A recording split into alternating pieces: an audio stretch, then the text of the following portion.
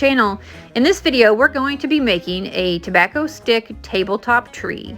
The two trees on the left-hand side that I've already made were made out of 1x2 pieces of lumber that I got at like the regular hardware store. So if you don't have tobacco sticks, you can make something similar with a 1x2.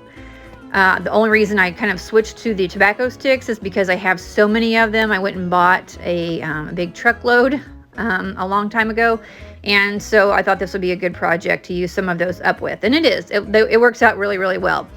So what you need is you need a piece for the trunk. The trees that I've already made are 18 inches tall. The one that we're going to make today is 24 inches, so it's a little bit taller. And then I am taking 2 more tobacco sticks to make the body of the tree.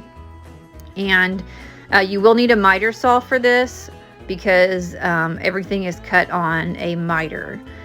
And the top piece, I don't know the actual measurements, I didn't write them down, but all I did was measure how wide the trunk was, and that's how wide I made my top piece. And then from then on, all I did was each measurement as I got larger was 3/4 of an inch more. So I cut, the angle is at a 30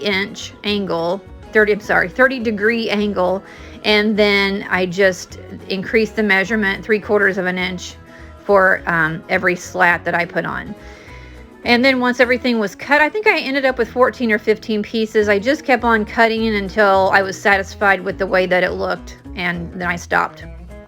So after I had all my pieces cut, I put the glue down, as you can see, and then I'm using my nail gun to put just one nail in. That way if I have to kind of shift things around, because I'm eyeballing this, I'm not measuring anything.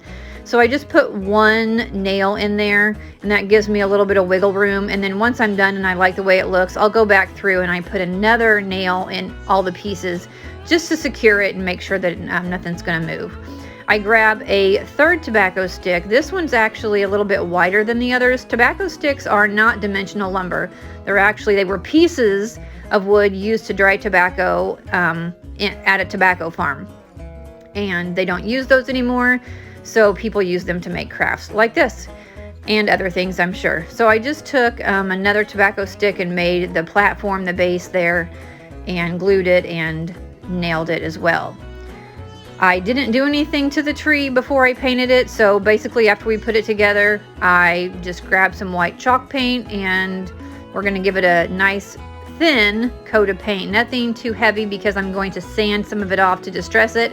So you don't want a big thick coat of paint, just enough to give it a nice even coat. This is homemade chalk paint. So what I have used is actually latex house paint. We had some leftover ceiling paint, so I used that. And I mixed it with some baking soda, and that's how I make my homemade chalk paint, and it works really, really well. I love it. All right, I give this a coat. We're going to let it dry. I am not painting the back or the base of this, just the body, the front body of the tree. We're going to sand it. This is a pretty heavy grit sandpaper, probably a 50 or 80, something pretty aggressive. And I'm going to sand it until I like what I see.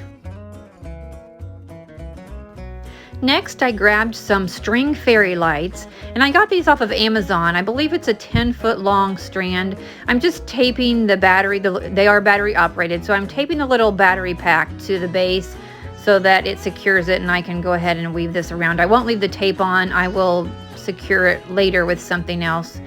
But anyways, I just weave those little fairy lights in between there, and then decide what I want to do for a tree topper, and I end up picking a little bow that I've made out of some Christmas ribbon, and I've attached a little plastic snowflake to the bow, and we're just going to glue the whole thing onto the top of the tree, and that will finish it out.